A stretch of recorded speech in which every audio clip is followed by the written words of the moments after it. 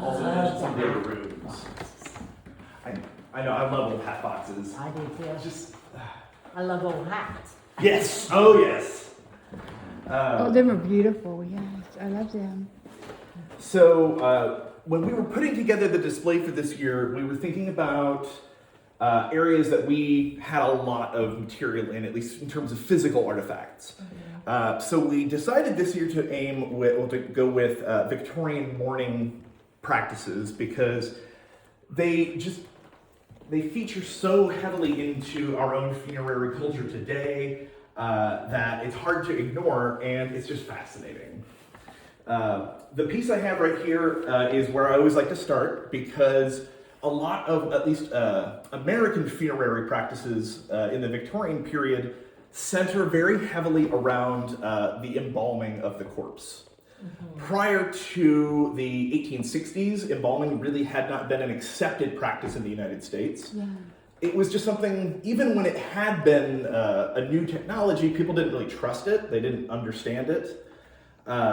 So it takes up until the American Civil War for most Americans to start feeling comfortable about the idea of embalming. Yeah. And a lot of that comes from people wanting to have their relatives brought home in order to be buried. Yeah. Embalming allows you to do that.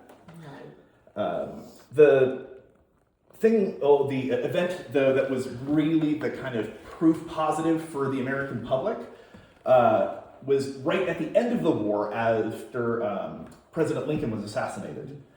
He was his body was embalmed and taken on a 13-city tour for him to essentially be given a farewell. I did not know that. Yeah, and Yeah. as a result, the tour took just shy of 3 weeks. Yeah. So they had to embalm him multiple times in order to make sure he stayed presentable.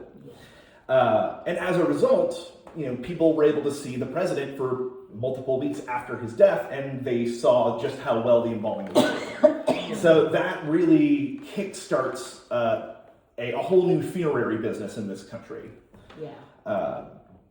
Tying into that is also the emerging funeral customs that are coming out of England, which tie very closely to Queen Victoria.